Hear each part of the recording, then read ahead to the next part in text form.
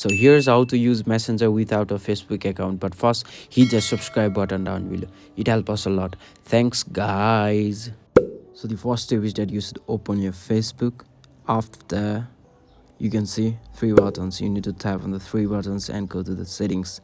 Now there you can see the settings and privacy. Tap on the settings and privacy. Again, tap on the settings, and there you can tap on account center, and there you can see personal details. You need to tap on personal details, and there you can see account ownership and control. Now there you can easily see deactivation or deletion.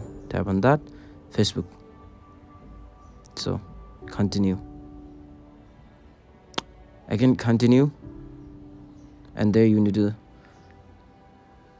write your password. So there you need to choose the option. So I choose this is temporary, I'll be back. So you can tap and continue, and again for 7 days or 1 day or 2 days, 3 days, you need to choose that option.